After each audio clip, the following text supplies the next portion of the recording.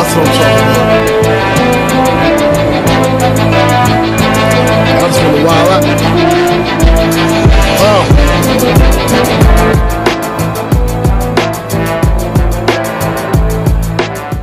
What is going on YouTube? So today is Tuesday the 20th of July, so as of today we are 9 weeks and 5 days out from show number 1.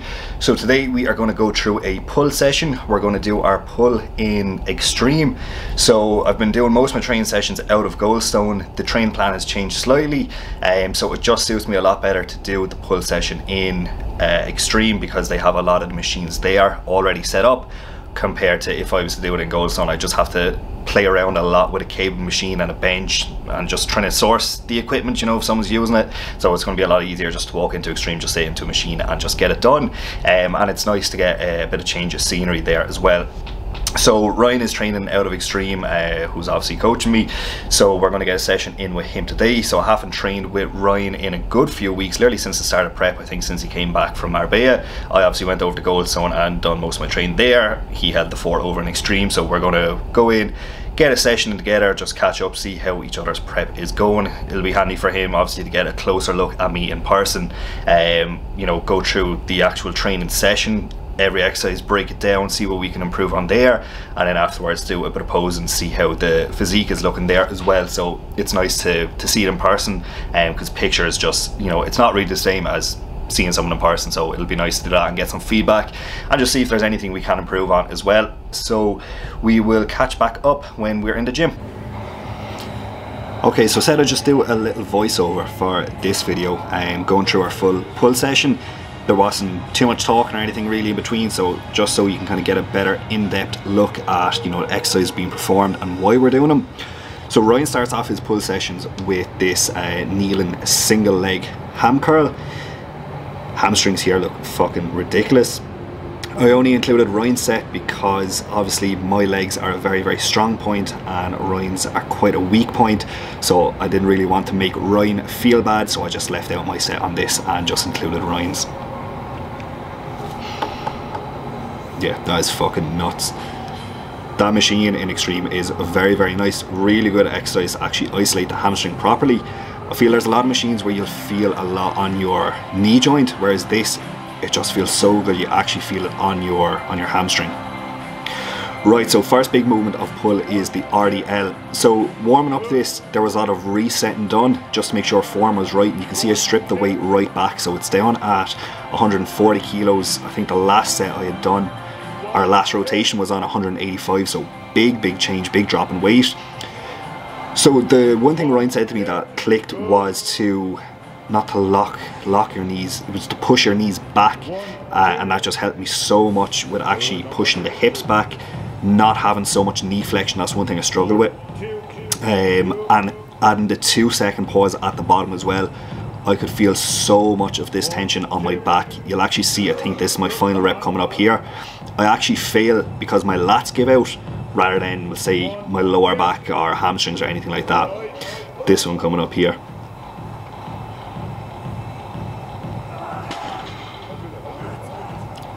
Like that 2-second pause, all you can feel is this stretch on your lats, and great exercise. Really enjoyed the 2-second pause. And this far into prep, like, I'm not trying to chase ridiculous weight or ridiculous numbers, so being able to strip back the weight, give my body a bit of a break, but feel the exercise and like progress the exercise in a different way with lighter weight, makes all the difference. So literally just by adding in that 2-second pause at the bottom makes so much difference. Hamstrings are absolutely torched after this as well. This is Ryan's top set, then doing 180.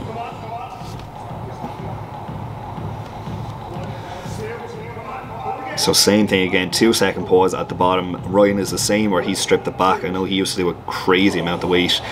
Feel like he done 260 at one point for an RDL, but I think the like ego days of just trying to lift as much weight as possible is over for everyone now, and it's just about more stimulus, trying to connect better with the exercise itself. So we've all dropped our weight back, and I think we're all getting a lot more out of every exercise. Like, we're all progressing very nicely.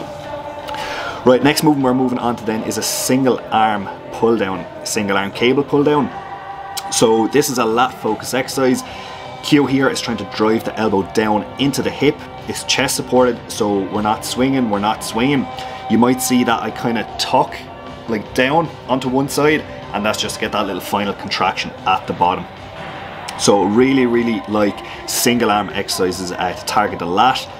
If you're doing dual arm, you can't really get that extra extension where you pull all the way back. You're kind of limited here.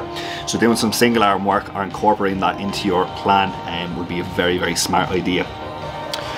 So you'll see we do two similar movements. This is the pull down, and then we're going to do a single arm, like a lat row. So movement is literally identical, but the cable position is different. So this one we're starting at a high point and pulling down low. So nearly like a vertical plane we're working in. So we're targeting the lat with both, but just trying to target different areas or emphasize different areas. So with this, it's more of the lower lat fiber, so think of lower down your back. We're trying to get a 2-second squeeze on the lat and then also a 2-second stretch at the top. So one of the cues here is to let your lat wrap around your body. So when you're fully stretched out, you can feel your lat actually wrapping around your body. So almost like, I think of my shoulder disengaging. Just so you get the full stretch, you're getting a full range of motion. Cannot stress that enough when training back, to be able to keep everything under control, to stretch everything and contract everything rather than just pull it and going through the motions. Same thing here at Ryan, so driving the elbow down towards the hip and then squeezing down hard on the lat. So you should always visualize what muscle you're actually trying to target and make sure on the rep, on the contraction, that you can actually feel that muscle working. If you can't feel the muscle working, chances are you're not doing the exercise correctly. You should drop back the weight and check your form. Right, so here we are doing the single arm lat row. So again, targeting the lat, this will be a little more of mid fibers. So now we're working in a horizontal plane. So rather than pulling from the top down, we're just pulling straight across. Similar, very similar to the previous exercise. Pulling through the elbow, pulling the elbow down towards the hip, squeezing for 2 seconds at the end of the rep.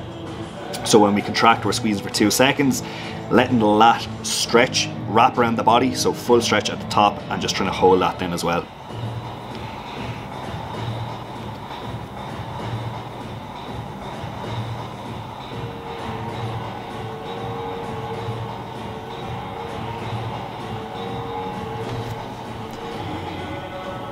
The weight here as well is very light. Like I said, on a lot of exercises, we drop the weight back quite a bit, so I'm kind of building up on this exercise. It's a new enough exercise in the program for me, so I think this was either my first or second time running, so I'm still trying to gauge where I'm at. So we started off light enough. I think this is my back offset I probably have shown there, but yeah, we're getting a lot more out of a lot less. So rather than just trying to like stack the entire stack and yeah, just pull the weight for the sake of it and not really get a contraction or a connection, we've just completely stripped it back and just trying to feel every inch of the exercise, connecting with it more, stretching, contracting, all these little things. This for me is what has made such a big difference to my progress lately. Like, you've seen the progress that has been made from January to now, and I would credit it to this style of training 100%.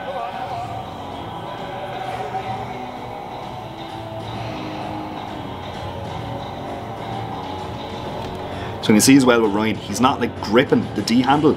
Nothing is from the hand here, it's all through the elbow and the lat. So we're pulling the elbow down, like we're not trying to squeeze with our hand, that's why he has the wraps on.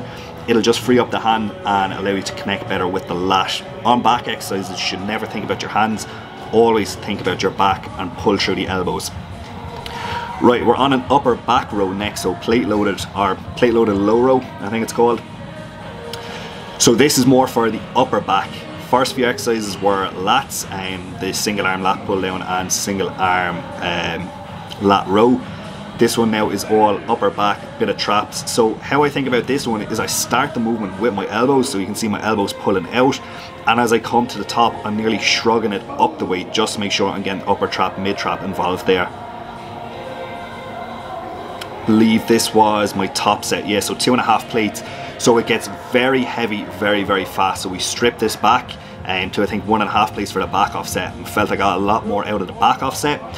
we're still trying to hold the contraction at the top for 2 seconds, so that does get very hard as the weight increases. So make sure you're picking an appropriate weight that you can manage and you're not just swinging. So this is Ryan's back off set, so I think he done 3 for his first one. Same thing as me, kind of felt too heavy towards the last few reps. We weren't really getting much out of the last few reps, and we were more just moving the weight, so I think he actually cut his early and then went into the back off, and you can see just how much better it's moving, the control here. So you have a stretch at the bottom. You can actually see like the upper back as it like curves, it stretches around and then pull back into it. So full range of motion, taking the back through the full range of motion here. Same thing as well, driving out with the elbows and nearly thinking about then pulling up and squeezing. You can see the traps popping through the T there. Very nice. Yeah, back off sets were good. Right, so we're on to the lat pull down now. So contrary to belief, the lat pull down, we're not trying to target our lat with this, we're actually trying to target upper back. So you can see I have a slight lean back in this. I'm not completely upright and vertical, I'm kind of leaning back the way, and that is to be able to target the upper back a little bit more than the lats. We've done a lot of lat work, now we want to work some upper back. So we have this neutral grip, we're leaning back slightly.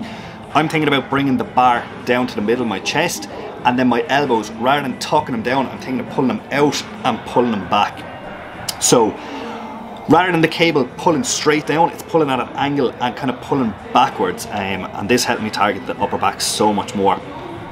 We're doing a 3-second stretch here at the top, so again you can see the lats being fully stretched, holding it for 3 seconds. Grip actually went there. That's the one thing I find very annoying about the lat pull down, especially with these grips. Like the mag grips are very, very handy, but you can't use wraps on them, so I always find my grip, my hands get so sweaty, and it's very hard to take my back to failure on this. So same thing here, you can see Ryan getting the full stretch, so a 3-second stretch, working the upper back in the stretch position. So lat is still being worked here as well, but just trying to emphasize the upper back a little bit more. Same thing here, you can see the elbow pat, like the elbows aren't coming completely tucked into the side, they're a little more flared out outwards, so you can see how it lines up with the upper back, literally completely across the upper back. Starting to move on to the lighter stuff now. So this is a rear delt cable row. Again, this is a very new exercise to me, so it feels a little bit weird. Not a fan of this handle because of the hand positioning. I never like the feeling of having my hands in tight and then elbows coming outwards. It just puts a lot of pressure on my wrists. I have really shitty wrists, so it's a very strange exercise for me, but yeah, we done it nonetheless. So you can see here straight away my elbows start coming down low. We're trying to target rear delts, so by the elbows coming down lower, it's actually hitting a little more lat. We need to flare the elbows outwards a little bit more. So you can see Ryan correct me there. I think what he said was pull your elbows back to my hand. So he put his hands back into position and he just said pull back until your elbows touch my hand, and then straight away it clicked like that. So having a training partner or having someone who's, you know, knows the exercise or can just give you a simple cue like that can make all the difference. You know, I could have done that whole set wrong and literally one thing being said, pull your elbows back to my hands, and it just connected straight away. So I think here I was saying, do you pull it up towards your face or up towards your chest? So yeah, one thing with rear delts as well is you never want to squeeze your mid back. You want to stop it there, so when your elbow is in line with the rear delt, don't pull it back any further. You'll see this a lot on rear delt fly machines as well. Don't squeeze the mid back, you want to keep tension on the rear delt, so just while the elbow is in line with the rear delt there, that's where you want to stop it. So we're finishing off here with 2 bicep exercises. So with arms, there's no need to go through a load, like a massive amount of different type of bicep curls. Use what works. So we're using cables to keep tension on the arm, on the bicep, and we're going to do it in 2 different positions. So this one, we're facing into the stack. So this is going to work the bicep in the shortened range. So when it's contracted, so when Ryan pulls it up to the top here, this is when the weight is the heaviest. So when our bicep is contracted, we're working it more here. We're trying to get a 2-second squeeze at the top as well. So again, another reason why I found like my arms have grown is actually contracting and squeezing the muscle rather than just moving the weight. I'm thinking about what I'm doing now. So you'll see here as it comes up, squeezing hard for 2 seconds, nice and slow on the way down. So there's tension throughout the whole movement, but we're just emphasizing the shortened range when the bicep is contracted that little bit more with this. One thing as well I'd say about bicep curls, before I would have kept my elbows completely tucked to my side, whereas now as I perform the curl, my elbows will raise forward slightly, and that's just allowing me to get a full contraction at the top. So you can see they're not stuck by my side. You'll always see, oh, to do it right, it needs to be stuck by your side, you know, proper form, bro. Nah, bullshit. If you want to get a full contraction on the bicep, your elbows are going to have to come forward slightly. Really, really good exercise here. I really enjoy doing the cable and doing the short and range one. I get so much out of it. I can feel the tension so much at the top. And this is one of the exercises I've done through the garage training, so through the isolation training. It was single arm work at the time, but yeah, absolutely love this exercise. And then last one, very, very similar. The only difference is we've just changed where we're facing. So as I said, on the first one, when we're facing into the cable machine, it's working the shortened range. Now we're facing out and away from the cable machine, so this is working in the lengthened range. So when the bicep is fully stretched, so when Ryan's arm is straight here at the bottom, that's when tension becomes heavier, and it actually drops off then as we come to the top and the bicep gets shorter.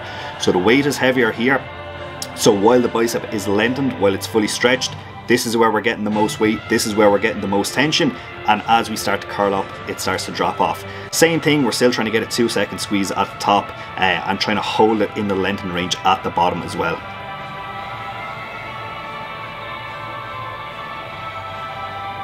So you'll really, really feel that in the stretch at the bottom. It's a strange one if you haven't done it before. Again, don't go overly heavy on this.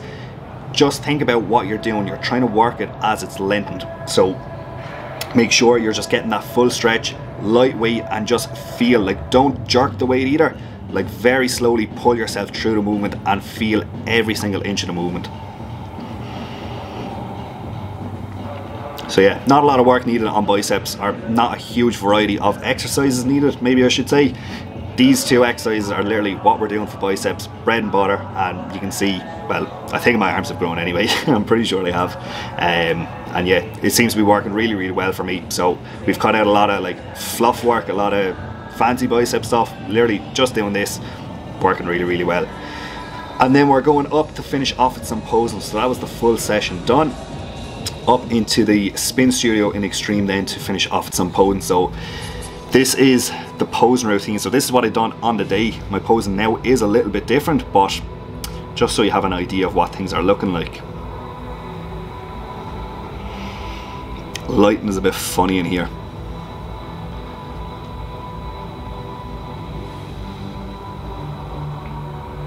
Ooh, it's a good shot. It's a good shot.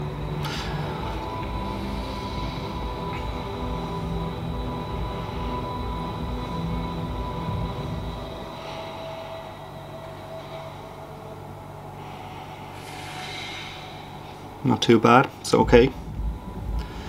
This, I'm changing that, that looks like shit. But yeah, that's it. So that is the full pull session wrapped up. Hope you enjoyed it, hope you took something from it. I took a lot from that pull session. Again, that was my first time training with Ryan in, I don't know, a long time anyway, a good few weeks. The training plan got changed kind of recently enough to that.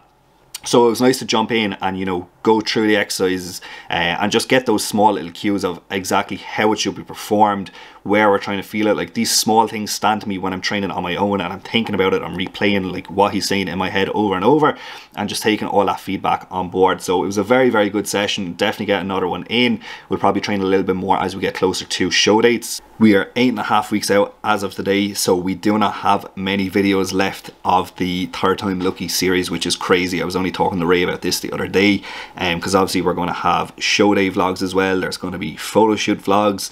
There's already, you know, vlogs in the work that are like lined up. So there's really not many videos left, which is absolutely crazy. So yeah, 8.5 weeks, it's getting very, very close. Everything is getting very real. Things are heating up. Physique is changing very, very fast. Still loving the process. It's rest day right now. Can definitely feel the hunger on rest day. Obviously could eat a lot more food, but we are pushing through. We're enjoying the process nonetheless. So again, thank you for watching. Hope you enjoyed the video. Hope you took something from it. I will catch you in the next one.